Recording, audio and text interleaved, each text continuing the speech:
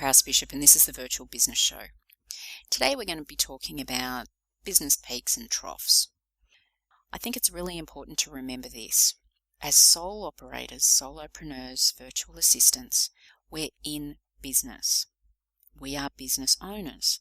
This means that we're responsible for our work, our cash flow, and that can be hard to get your head around if you've only ever been an employee in the past when work was simply handed to you and you were paid whether you were working or chatting in the tea room. Once you make that distinction for yourself, you then need to do something about it, and that means actually getting out and networking. You can't hang a shingle, place an ad in the Yellow Pages or the local paper and expect the phone to start ringing. You need to get out and talk to people. So joining a local chamber of commerce is one place to start, an excellent place to start. Also the various business and women's networks, BNIs, meetups.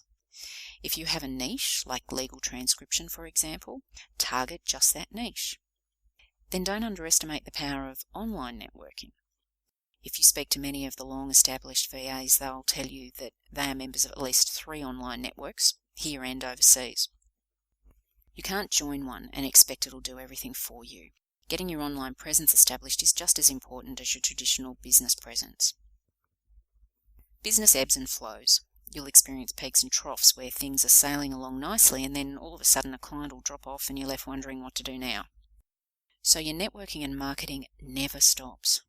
This is where online is particularly useful. I see all the time members who stay for a year and then leave because they either aren't getting job leads or they can't afford the membership. Whilst I completely understand the latter, it's important to remember how effective membership of these networks is.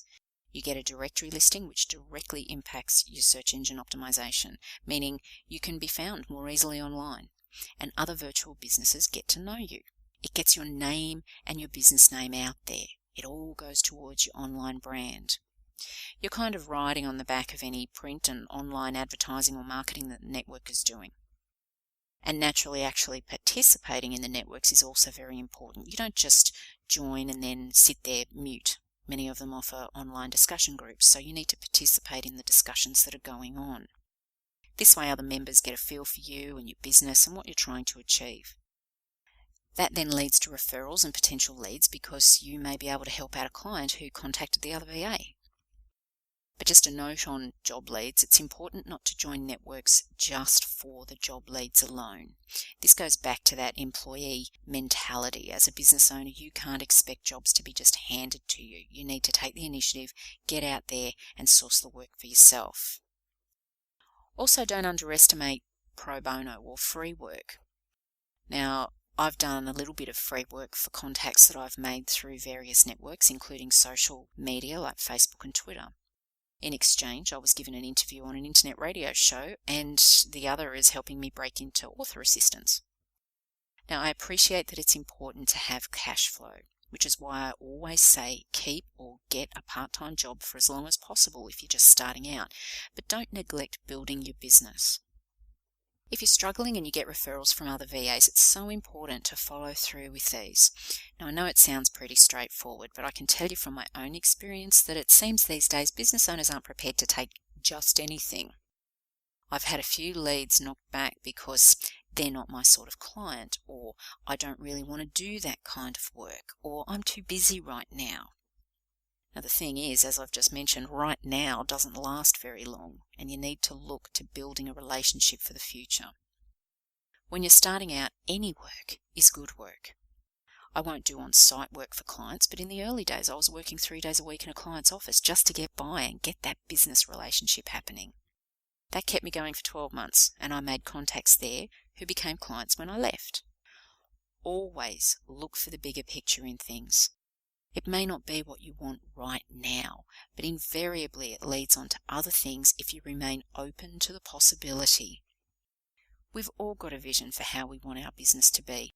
Don't lose sight of that vision, but for heaven's sake, don't be so proud to knock back work that will keep you afloat while you work towards your goal. And remember, your marketing efforts should never cease.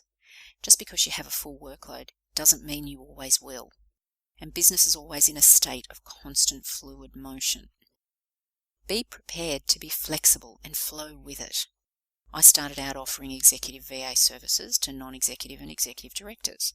Within 12 months of targeting that particular niche market, I was working full-time and gave up my part-time job. 4 years later, my business morphed into a medico-legal transcription practice.